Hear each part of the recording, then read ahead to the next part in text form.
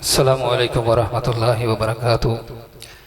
جی، سب سے پہلے میں اللہ رب العزت کا انتہائی مشکور ہوں، شکریہ ادا کرتا ہوں، اور جتنا بھی کروں نہیں کر سکتا کہ اللہ تعالیٰ نے مجھے اس قابل سمجھا کہ اپنے گھر کے لیے چن لیا مجھے۔ اللہ تعالیٰ سے دعا ہے اللہ تعالیٰ مجھ سے خالص اپنی رضا کے لیے کام لینے کی توفیق عطا فرمائے۔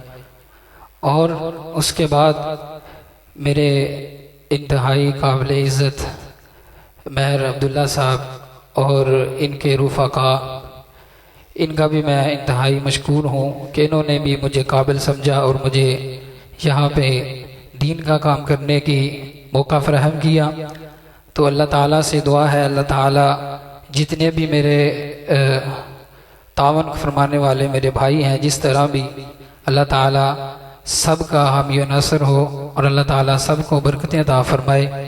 اور آخر میں میں آپ سب کا شکریہ ادا کرتا ہوں کہ آپ نے اپنا قیمتی وقت نکالا اور یہاں پہ پہنچے۔ اللہ تعالیٰ آپ کا بھی یہاں پہ آنا قبول فرمائے، اور ہم سب کا اللہ تعالیٰ کل قیامت کے دن اس مسجد کو ہمارے لیے گواہ بنا دے اور ہماری بخشش کا ذریعہ بنا دے۔ اور میرے استاذ بقیت السلف فضیلت الشیخ حضرت مولانا حافظ مسعود عالم صاحب، بڑی ان کی شفقت ہے میرے ساتھ۔ الحمدللہ میں وہاں پہ امامت کرواتا ہوں جہاں پہ استاد محترم جمعہ پڑھاتے ہیں، اور جب کبھی کہیں جاتے ہیں اور مجھ ناچیز کو اپنی مسرت پہ کھڑے کر کے جاتے ہیں، اللہ تعالیٰ ان کی زندگی میں برکتیں عطا فرمائے۔ اللہ تعالیٰ استاد محترم کو تا دیر ہمارے سروں پر سایہ قائم رکھے ان کا۔ تو اب میں دعوت دیتا ہوں استاد محترم کو کہ وہ ہمیں چند ایک نصیحتیں فرمائے۔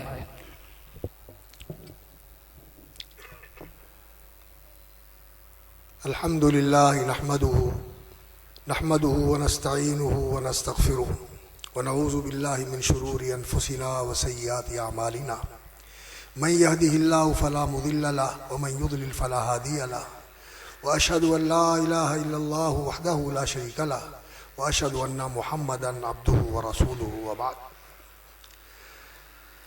اصحاب الفضیلہ، علماء کرام، بالخصوص فضیلت الشیخ مولانا عبدالرشید ضیاء صاحب اور فضیلت الشیخ اخونا الکریم مولانا عابد مجید مدنی صاحب، اور عزت مآب مہمانان گرامی، بالخصوص گرامی منزلت مہر عبداللہ صاحب اور ان کے برادر مہر عطاء الرحمن صاحب اور ان کے رفقا میاں بشارت گیل صاحب اور دیگر جو ان کے ساتھ نیکی کے کاموں میں شریک اور معاون ہیں، اور وہ تمام احباب گرامی جو اس مجلس کے اندر تشریف فرما ہے۔ واقعتاً یہ بڑا سعادت کا اور خوشی کا موقع ہے کہ اس زمین کے اوپر، یہ جو قطع زمین ہے، یہاں اللہ کے گھر کی بنیاد رکھی جا رہی ہے، اور رسول اکرم صلی اللہ علیہ وسلم کا فرمان ہے کہ اللہ رب العزت کو روئے زمین پر جو سب سے زیادہ محبوب اور پسندیدہ جگہ ہے وہ یہی مسجد ہوتی ہے، جہاں مسجد بنائی جاتی ہے اللہ کی عبادت کے لیے، اللہ کا نام لینے کے لیے، اللہ کی توحید بیان کرنے کے لیے، رسول اللہ صلی اللہ علیہ وسلم کی سنت بیان کرنے کے لیے جہاں مسجد بنائی جاتی ہے، یہ جگہ اللہ رب العزت کو سب سے زیادہ محبوب جگہ ہوتی ہے۔ اور رسول اکرم صلی اللہ علیہ وسلم نے جو دعا سکھائی ہے ہمیں اذان کے بعد، یہ اذان جو ہے یہ اسلام کی مکمل دعوت ہے۔ اسلام کی دعوت کیا ہے؟ جو اذان میں ہر روز ہم سنتے ہیں، 5 بار سنتے ہیں، یہ اسلام کی مکمل دعوت ہے۔ اس میں کیا ہے؟ اس میں اللہ کی بڑائی کا اعلان ہے۔ دنیا میں جتنے بھی بڑے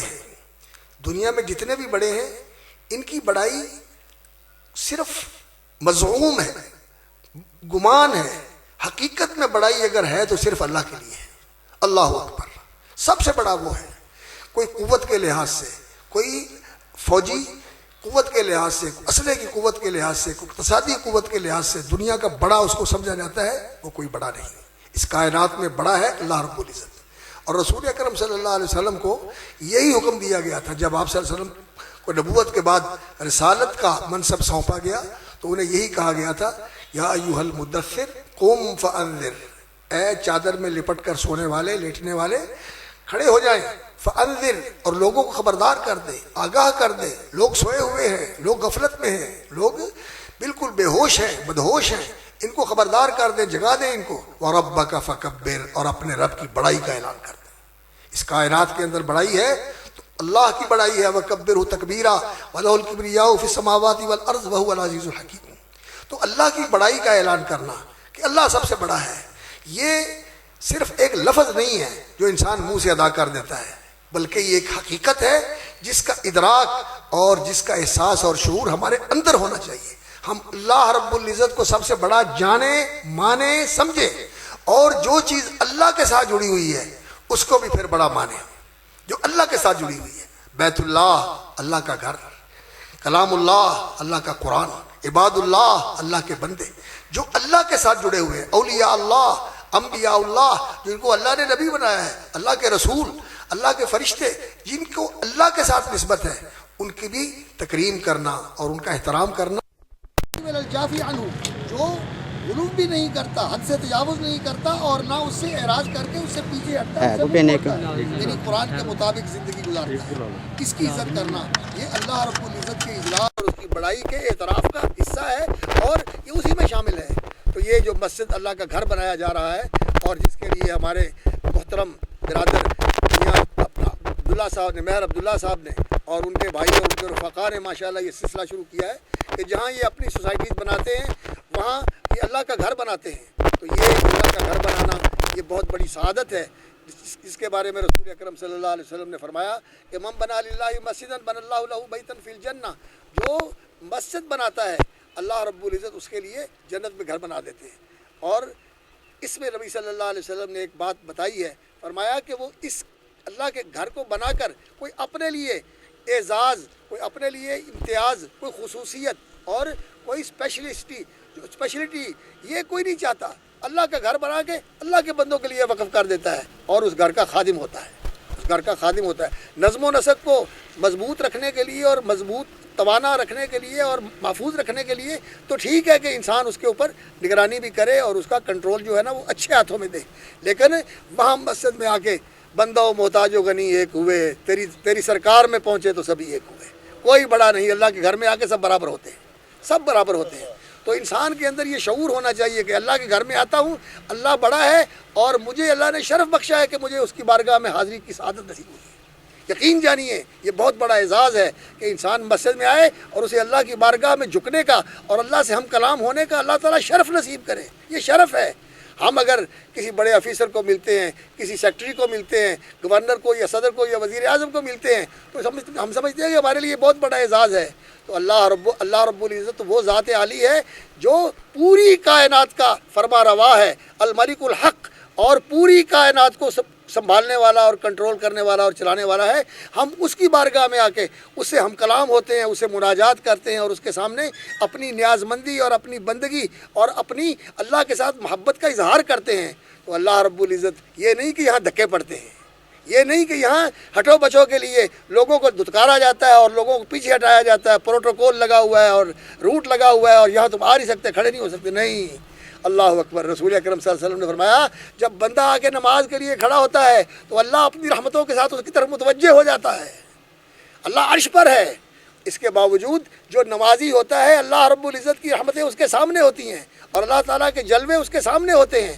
اور رسول اکرم صلی اللہ علیہ وسلم نے فرمایا پھر اس کو قبلے کی طرف منہ کر کے تھوکنا نہیں چاہیے کہ اللہ رب العزت اپنی رحمتوں اور اپنے جلووں کے ساتھ اس کے سامنے ہے، اللہ کا ادب اور اللہ کی تعظیم کرنی چاہیے۔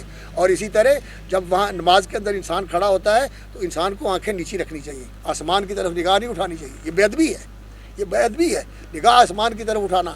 اور اللہ اکبر، یہ نماز انسان کے لیے بہت بڑا اعزاز ہے اور دین کی یہ اساس ہے، دین کی بنیاد ہے نماز۔ عماد الدین رسول اکرم صلی اللہ علیہ وسلم نے فرمایا ہے اگر نماز ہے تو دین ہے اور اگر نماز نہیں ہے تو دین نہیں ہے۔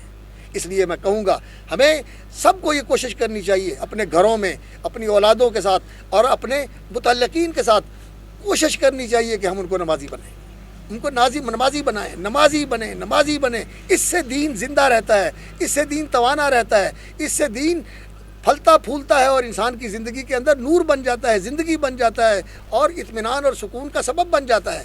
اور اگر نماز زندگی سے نکل جائے تو یقین جانیے کہ دین باقی نہیں رہتا، دین باقی نہیں رہتا۔ رسول اکرم صلی اللہ علیہ وسلم کا فرمان ہے کہ سب سے پہلے جب انسان کا دینی زوال شروع ہوتا ہے تو کیا ہوتا ہے کہ اس کی نماز میں خشوع نہیں رہتا، اس کی نماز کا خشوع ختم ہو جاتا ہے، اور لوگ نماز پڑھتے ہیں لیکن خشوع والی نماز پڑھنے والا کوئی نہیں ہوتا، ایسے بے دلی کے ساتھ اور ایسے روٹینزم کے ساتھ نماز پڑھتے ہیں۔ خشوع والی نماز فرمایا یہ دینی زوال کا آغاز ہے، اور سب سے آخر میں جو چیز دینی زوال کا باعث بنتی ہے اور انسان کے پاس دین کا کچھ نہیں رہتا وہ یہ ہے کہ اس کی زندگی سے نماز نکل جائے۔ زوال یہیں سے شروع ہوتا ہے کہ نماز کا خشوع ختم ہو گیا، اور اس کی انتہا یہ ہوتی ہے کہ انسان کی زندگی کے اندر سے نماز نکل گئی۔ تو اس لیے میرے بھائیوں، رسول اکرم صلی اللہ علیہ وسلم نے فرمایا ہے امر ببناء المساجد فی الدور، گھروں کے اندر، محلوں کے اندر، سوسائٹیوں کے اندر مسجدیں بنانے کا حکم دیا ہے۔ فرمایا وَأَن تُنَظَّفَ وَأَن تُطَيَّبَ، مسجدوں کو صاف ستھرا رکھا جائے۔ اس لیے میں کوشش کرتا ہوں کہ اپنے احباب جو مسجد بنانے والے ہیں ان سے کہوں کہ یہ طہارت خانے وغیرہ جو چیزیں ہوتی ہیں نا، ان کو ذرا ایسا بنایا جائے کہ ان کا جو اس طرح کا ماحول ہوتا ہے، بو وغیرہ ہوتی ہے، وہ مسجد کی طرف نہ جائے۔ ان کو ایسی جگہ پہ بنائیں جہاں مسجد کا ماحول ان کے ساتھ آلودہ نہ ہو، مسجدیں خوشبودار رہیں، مسجدیں پاکیزہ رہیں۔ اور جو لوگ مسجدوں کے ساتھ وابستہ ہوتے ہیں میں ان سے بھی کہوں گا کہ انتطیبہ، انہیں پاک صاف رکھو۔ جب ابراہیم علیہ السلام نے اور حضرت اسماعیل علیہ السلام نے اللہ کے کہنے پر گھر بنایا تو اللہ رب العزت نے ان سے فرمایا اللہ اکبر، طہرا بیتی للطائفین والعاکفین والرکع السجود، طہرا بیتی للطائفین والقائمین والرکع السجود، طواف کرنے والوں کے لیے، رکوع و سجود کرنے والوں کے لیے، یہاں آ کر قیام کرنے والوں کے لیے میرے گھر کو پاک رکھو۔ گھر کو پاک رکھنے کا یہ معنی ہے ایک تو مسجد کا تقدس ملحوظ رکھا جائے، جب بھی کوئی مسجد میں آئے مسجد کی عظمت کو ملحوظ رکھے، وہاں آ کے اپنی آواز کو پست کر لے کہ یہ اللہ کا گھر ہے، یہ اللہ کا گھر ہے، یہاں اونچی نہیں بولنا، یہاں اونچی نہیں بولنا، اور یہاں کسی پر چودر نہیں جگانی، اور کسی کو غلط نہیں کہنا، کسی کو پیچھے نہیں دھکیلنا۔ حتیٰ کہ رسول اکرم صلی اللہ علیہ وسلم نے فرمایا ہے کہ جو مسجد میں آتا ہے پہلے وہ پہلی جگہ پہ بیٹھ جائے، اور کسی کے لیے یہ حق نہیں ہے کہ وہ اپنی جگہ مسجد میں مخصوص کرے کہ وہاں میں نے بیٹھنا ہے، اپنے لیے جگہ مخصوص کرنے کا کسی کو حق نہیں، جو پہلے آئے وہاں بیٹھ جائے، اور کسی کو اٹھانا پھر اس کو پیچھے کر دینا یہ قطعاً غلط بات ہے۔ مسجد میں جو آئے جہاں اس کو جگہ مل گئی ہے وہ بیٹھ جائے۔ اور رسول اکرم صلی اللہ علیہ وسلم نے فرمایا یہ جو آنے والے ہیں مسجد کے اندر یہ سارے اللہ کے مہمان ہوتے ہیں، مہمان کی عزت کرنی چاہیے، اس لیے جو مسجدوں میں کام کرتے ہیں انہیں اللہ کے ان مہمانوں کی عزت کرنی چاہیے۔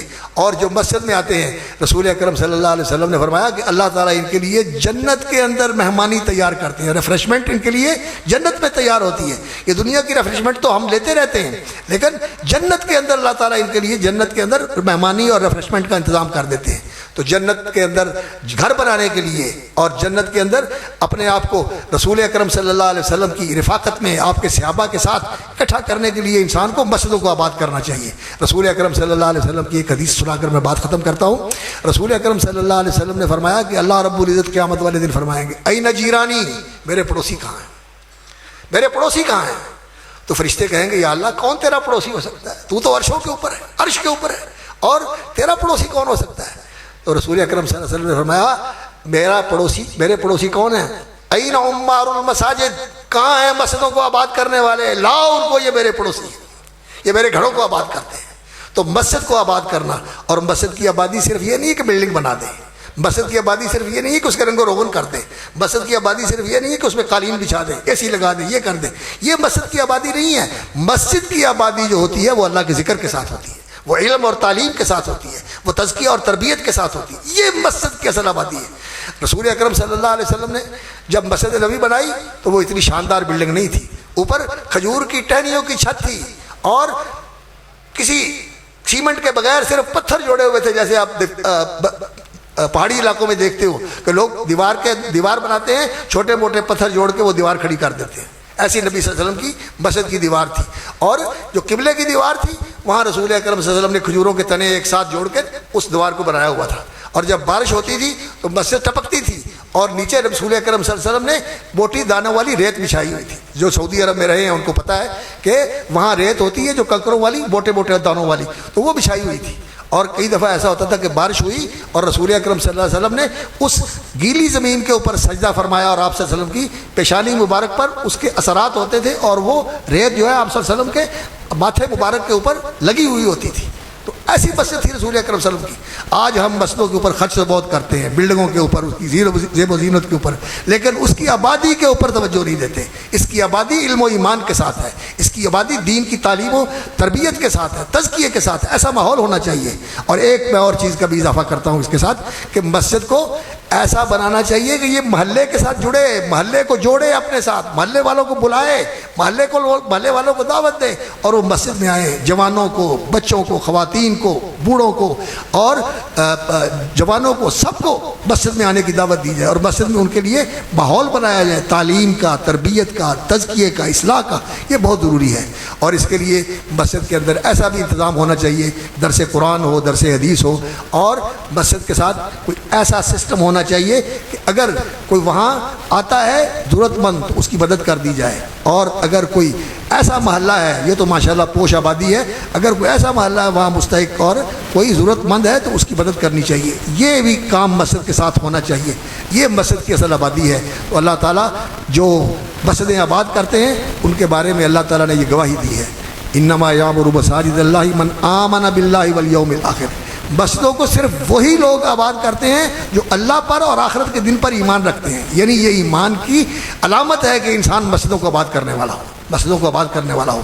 انما یعمر مساجد اللہ من آمن باللہ والیوم الآخر. اللہ پر ایمان رکھتا ہے اور آخرت کے دن پر ایمان رکھتا ہے. آخرت کے دن پر ایمان رکھنے کا کیا معنی ہے کہ اس کو مرنے کی فکر ہے اور اللہ کے سامنے پیش ہونے کا اس کو احساس ہے کہ میں نے اللہ کے سامنے پیش ہونا ہے، اپنے مال کا بھی حساب دینا ہے، اپنی زندگی کا بھی حساب دینا ہے، کمایا کہاں سے تھا، خرچ کہاں کیا تھا، اور جس کا پتہ تھا اس پر عمل کیا کیا تھا. اس چیز کا ہر وقت احساس رہنا چاہیے انسان کو. من آمن باللہ والیوم الآخر واقام الصلاۃ، اور نماز قائم کرتا ہے. اس کی ایسے لوگ دیکھے مسجدوں کو چندہ دے دیتے ہیں، مسجدوں میں قالین ڈلوا دیتے ہیں، لیکن وہ سمجھتے ہیں کہ ہم نے کام کر دیا اور ہمارا کوئی اور اس کے علاوہ کام نہیں. نہیں میرے بھائیو، نماز پڑھنا ضروری ہے، نماز پڑھنا ضروری ہے.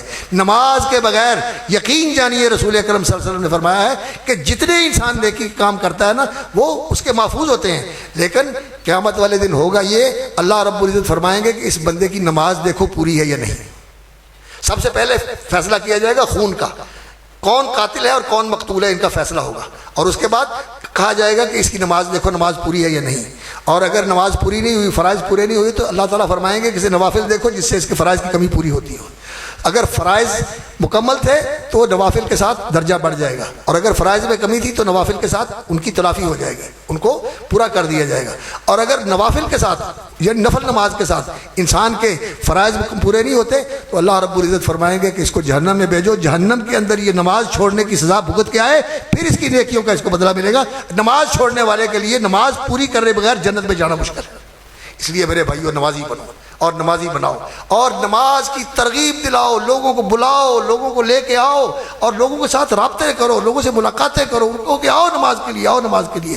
آبادیاں ہوتی ہیں نماز سوسائٹیوں کی، ہزاروں لوگ وہاں رہتے ہوتے ہیں لیکن مسجد میں چند لوگ ہوتے ہیں. ایسا نہیں ہونا چاہیے. مسجدوں کو آباد کرنا چاہیے.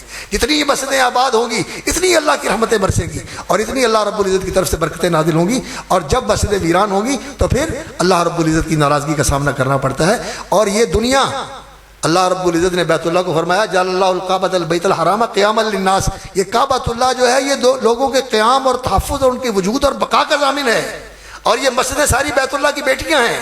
یہ بیت اللہ کی طرف منہ کر کے یہ بیت اللہ کا امتداد ہے، یہ اس کا اللہ اکبر، اس کو آگے بڑھایا ہے، اس کے اندر ایکسٹینشن ہے جو اللہ رب العزت کی طرف سے ہوتی ہے کہ مسجدیں بنتی ہیں جو بیت اللہ کے رخ کے اوپر ہیں. تو جب تک یہ مسجدیں ہیں دنیا کے اندر اس وقت تک یہ دنیا قائم ہے. جب مسجدیں ویران ہو جائیں گی، جب مسجدوں میں نمازی نہیں رہیں گے تو یہ دنیا بھی قائم نہیں رہے گی. اللہ رب العزت اس کی بھی ساتھ لپیٹ دیں گے. تو مسجدوں کو آباد کرو، مسجدوں کو بناؤ اور انہیں آباد کرو. اور یہاں ایک اور بات کا بھی میں اضافہ کرنا چاہتا ہوں کہ جو مسجد کے ساتھ جڑے ہوتے ہیں، محترم عبداللہ صاحب نے بھی یہ بات کہی، بڑی اچھی بات کہی کہ علماء یہ جو مسجد کے اندر خطبہ دیتے ہیں، نماز پڑھاتے ہیں، خدمت کرتے ہیں، یہ ہمارے محترم ہیں. ان کی عزت کرنی چاہیے، ان کی تکریم کرنی چاہیے، ان کا لحاظ اور خیال کرنا چاہیے. حیرانی ہوتی ہے بڑی اس بات پر کہ مسجد کے اوپر تو کروڑوں روپیہ لگا ہوا ہے اور امام اور قاری کو جو تنخواہ دیتے ہیں تو کہتے ہیں کہ دسیدی شرم ہوتی ہے. اور خدا کے بندو شرم آتی ہے تو کیوں اتنی تھوڑی تنخواہ رکھی ہوئی ہے؟ عزت کرو ان کی، اکرام کرو ان کا، احسان کرو ان کے ساتھ، بے نیاز کرو ان کو. اور پھر وہ بیچارے اپنے گزران کرنے کے لیے کوئی ٹیوشن پڑھاتا ہے، کوئی کیا کرتا ہے، کوئی کیا کرتا ہے۔ مسجدوں کو آباد کرنے کے لیے ان کو فارغ کرو اور انہیں بٹھاؤ مسجدوں کے اندر کہ یہ قرآن کا درس دیں، قرآن کی تعلیم دیں اور لوگوں کے بچوں کو پڑھائیں، مسجد میں آئیں، اور مسجد اسی طرح آباد ہوتی ہے کہ وہاں ہر وقت اللہ کا نام لینے والے موجود ہوں، اللہ کی دین کی تعلیم دی جاتی ہو۔ یہ نہیں کہ نماز پڑھی اور اس کے بعد بند کر دیا اور لکھ کے لگایا ہوتا ہے جی ہاں درس بھی نہیں کو دے سکتا، یہاں یہ بھی نہیں کر سکتا۔ ٹھیک ہے، نظم کے لیے تو یہ ضروری چیزیں ہیں، لیکن آپ اس کا بندوبست کریں کہ وہاں تعلیم و تربیت کا اور تزکیہ اور احسان کا سلسلہ جو ہے چلتا رہے۔ تو میں دعا گو ہوں اپنے محترم بھائی بہر عبداللہ صاحب کے لیے اور ان کے برادر عزیز بہر عطاء الرحمان صاحب کے لیے اور ان کے رفیق محترم چودھری بشارت صاحب کے لیے اور دوسرے جو ان کے رفقا ہیں ان سب کے لیے، بلکہ ان کی فیملی کے لیے بھی، ان کے والد ماجد اللہ ان کے درجے بلند فرمائے۔ جب ہم ان کے گھر میں جاتے تھے تو ان کی محبت اور ان کا اکرام ابھی بھی سچی بات یاد ہے، جس طرح وہ محبت اور شفقت کے ساتھ پیش آتے تھے، اور یہ بھی اللہ تعالیٰ ان کو جزائے خیر دے، بڑی محبت کرتے ہیں، بڑا اکرام کرتے ہیں۔ اللہ ان کو مزید توفیق عطا فرمائے، اللہ تعالیٰ ان کے جو سارے کام صدقے جو ہیں قبول فرمائے اور ان کے لیے دنیا اور آخرت کی برکتوں کا ذریعہ بنائے۔ اور جتنے لوگ یہاں آئے ہوئے ہیں میں سب کا بھی شکر گزار ہوں کہ آپ اس مبارک موقع پر تشریف لائے۔ اللہ رب العزت نے موسم اچھا کر دیا ہے، اب میرا خیال ہے ہمیں جانا چاہیے وہاں اور جا کر جو ہے نا وہ سارے انتظام جو کیا ہوا ہے انہوں نے وہاں اپنی ایک ایک اینٹ رکھ دے، اللہ تعالیٰ برکت فرمائے اور سلامت رکھے۔ چلتے ہیں وہاں جا کے پھر دعا کریں گے، ٹھیک ہے قاری صاحب؟